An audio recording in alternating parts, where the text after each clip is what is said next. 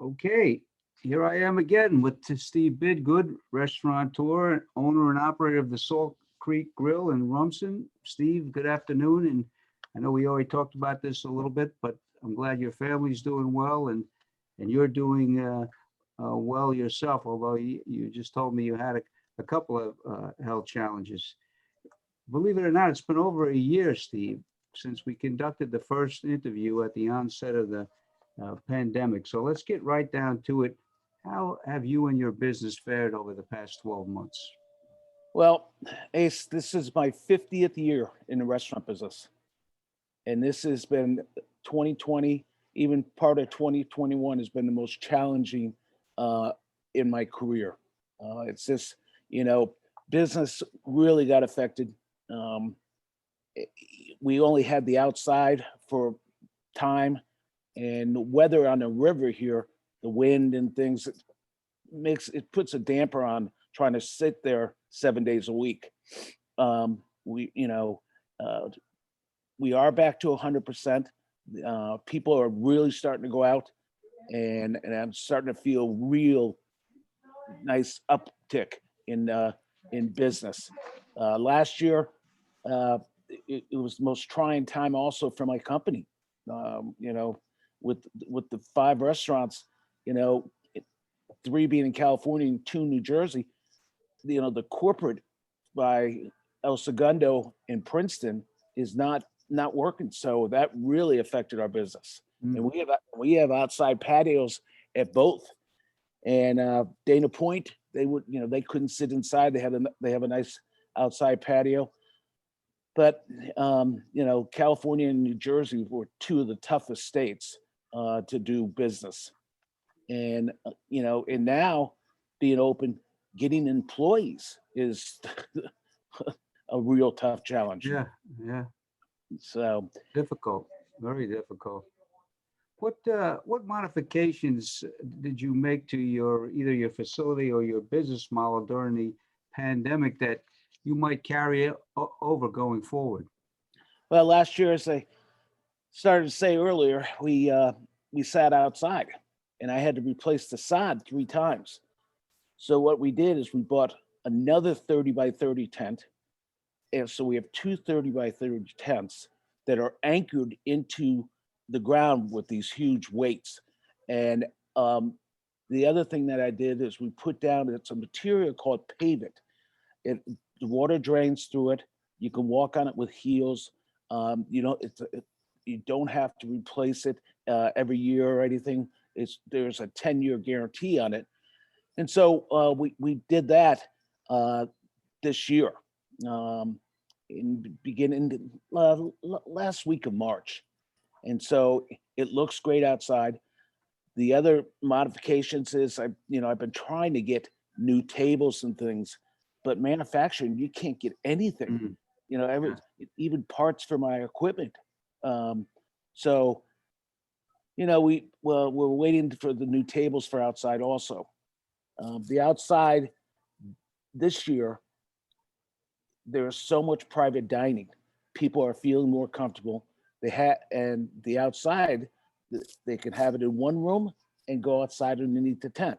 The other room, they can go outside underneath the tent. So if the guests don't feel comfortable, and there's a lot of people, they can go outside. And um, we last Friday we could stop wearing the mask if you've been vaccinating. I've asked all my employees to wear it another week until this Friday, and I will supply masks still if they don't feel comfortable, because none of the guests are coming in with masks. You know, Yeah, yeah, they've all put them to the side. Well, yeah, you definitely have the beautiful setting for the outdoor right on the river there. That's for sure. I think that's going to be a big plus for you. You yeah. mentioned you're getting materials is hard. What about the cost of food? Hasn't that escalated as well? Beef, produce. You can't get items, because meat cutters aren't working. There was a shortage of a lot of different things. Produce, avocados, things like that. The workers were not working.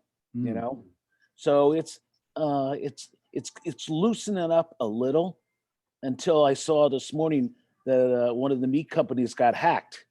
Oh, brother. And so it's like, you know, it's an amazing time that we are living through. How about your banquet business? I would assume that many parties got canceled during the COVID or pushed off or moved forward. How does that book look going forward in 21 and You 22? know, you know, we have a lot of loyal guests, and it's been great because they might have canceled in 2020, but they have rebooked in 2021. You can't get a Friday, Saturday, or Sunday here until September. Uh, Wow. that's how busy it is. But once again, I need to get staff. You Yeah. know, they're all making money sitting at home. Yeah. It's difficult all around. That's the same story you're hearing from all in the hospitality, even outside the hospitality business. It's hard to get people to work right now. Yes, They don't want to come back.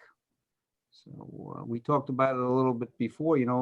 I think that what happened is the restaurant business got hit with the employment trifecta all at once. The unemployment, giving people the extra money. Over the past year, a lot of people have left the industry right. because the restaurants were closed. They went into construction or working from home or a home-based business. And the third one is, the big Spanish clientele that works the kitchen. It's springtime. They're out landscaping now. So Correct. it's tough to get people in, and a lot of restaurants are cutting back hours, and because they can't keep the place open like they used to. No, it's and people are paying very, very high wages, and it's in competition. So that just drives your payroll up. It drives your payroll taxes up. I mean, it's a trickle down effect. You Yeah. know, Well, you mentioned the price of food, the shortage of labor. Eventually, that's got to get to the guest check, doesn't it? correct, Yeah. correct. We are making some changes as we speak. I'm putting a sushi bar in. Uh, and it's sushi's so hot, and every all of my guests love it, so we are building it right now. It's an outside source, so it's not going to be something that my staff will have to man. It's a company called Sushi Dough. We have it already in Princeton, and it's been well received, so that will be an additional thing that we're putting on the menu. Yeah, that's a big item nowadays, sushi. Steve, during the past 12 months, what type of government funding did you apply for or did you receive? And the second part of that question is, could you have survived without that funding over the past year? Well, we did go for the PPP, and we did receive it twice, um, as a company and with all the restaurants. And to be honest with you, we furloughed every employee, including myself and my two partners. We, you know, it doesn't mean I didn't come to the restaurant every day. I did Right. come, and because we had Zoom calls and everything. But to be honest with you, guys, I really don't think we would have survived. I really don't, because you still have your cost and things they have to maintain, let it be power, gas, all that kind of stuff. You can't just shut the building down. And I will tell you, our landlords were all great. Wow. Yeah. They were all great.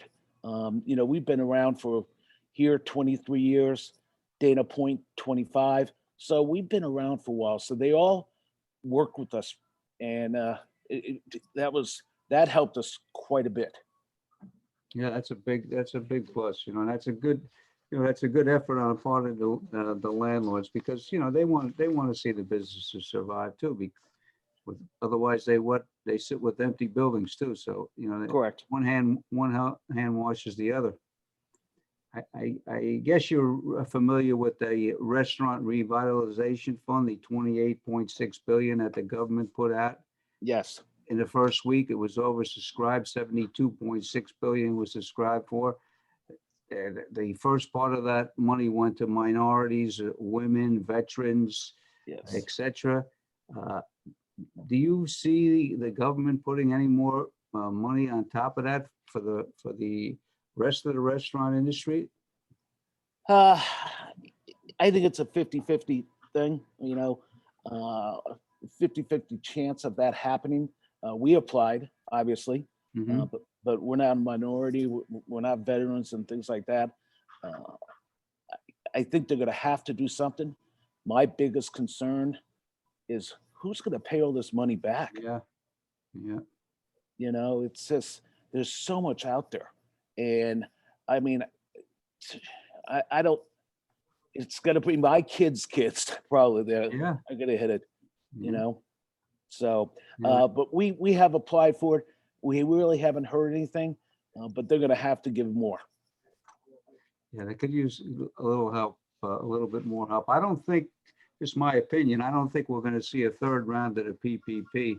No, I think that's gone. I saw the SBA ended the applications today for the second round. So I think that's going to be gone. I don't think that's coming back. Uh, what do you feel are the long-term effects of the coronavirus on the restaurant and hospitality industry? And, what changes do you foresee going forward? well, I think that everyone is, I respected it. I know that it was real. I respected it, and I still respect it. But I think the long-term effects, there's people that are over it. There's people that aren't going to get the vaccine. Mm. And I think that, I don't want to see another uptake. I don't want to see, it to start happening again, and the governor's shutting everything down again. Right. That is one of my biggest concerns. But I think that there's people that are over it, and there's people that are still, respected. So, but I think it's going to affect long term. People don't want to sit next to each other. But I got to tell you, this past weekend was very, very, very busy. I mean, people weren't concerned about it. We had almost every table, at each time, you know, Wow. each turn. So it was a big weekend for us, and the weather helped us too. The rain, people were not Yeah. having outside cookouts and stuff. Yeah, or they weren't down the beach, right? They were, No. right. Yeah. So the the next question is, we talked about this a little bit. What has been the biggest challenge that you had to face over the past year, and what is the biggest challenge you're facing right now? The labor market. The That's labor market. Yeah. my biggest challenge. The guests. I will tell you also, the guests were very loyal to us with to go foods. I mean, we were doing astronomical amounts of food to go, and we added DoorDash board.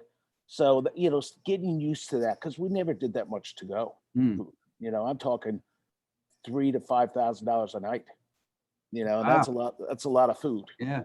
And but the labor market of getting people to be able to do it and be able to work and want to work, that has been my biggest challenge. I mean, my private dining room manager, my general manager, my chef, we have a weekly meeting here, and every day we talk about, getting people, and then you hire them, and then next thing you know, they don't show up, or they call and say, I'm not coming. I mean, it's amazing. It's amazing. That's you mentioned a couple of things there. Prior to the COVID, you really just had, well, you had two profit centers. You had the restaurant and bar, and then you had the catering. But now Correct. you have four profit centers. You have the outdoor you added, and you Correct. have the takeout you just mentioned. Correct. So, when you can get that inside back to normal like you were pre-COVID, your volume is going to escalate because of those two extra profit centers. And people have been tired of being at home. As I said, there's a lot of guests I haven't seen in a year. And now I'm seeing them and they feel a lot more comfortable because they got their vaccinations. And they're not, they're not wearing masks in here anymore, So it's great to see them. It's getting back to the, maybe to the normal dining experience where people just love to go out to be out, so. You know that. I know I do. Yeah, me too. Me too. All right, very last question, Steve. This is, they say that in every bad situation, there's always a silver lining. What do you see as a silver lining for you, either a personal life or business life that's coming out of this terrible situation that the whole country, that the whole world just went through? Well, I mean, as a business, just the outside of what we've done there, okay, and the staff that I do have, okay, they have gotten a lot stronger. I have promoted from within a sous chef, a couple hostesses have gone to cocktail to servers. So to see them grow is is very rewarding. Mm. Years ago, unless you had 5 years server experience, I wouldn't hire. Now they've all done so well because they do to go food and so we're training them on their cocktails because they know the menu inside and out. So the growth of the staff that I have and the people that have stuck with me and with the company, that's something. It makes there's some dedication. Yeah. And I guess, like you said before, it's got to put a big smile on your face and warm your heart a bit, that the loyalty of your customer base, that they're all coming back. They're all coming back. They're just waiting for you to open the doors up now, or the governor to allow you to open the doors up, and that's happened now. It's finally happened. Yeah. He didn't give us much time. He went from 50 to 100 in a week. Yeah. Well, at least he did it on May 28th and not June 2nd. So. Yeah. Very, very true. Very true. Well, look, Steve, I know you're busy. Thank you very much for your time. I wish only the best for you and your family and your business. And let's just take one day at a time, and hopefully we're getting back to normal soon. Well, Ace, it's always a pleasure talking to you, seeing you. Tell your family that I said hi, and hopefully I will see you soon. All right. Thanks a lot, Steve. You have a great day. All right. You too.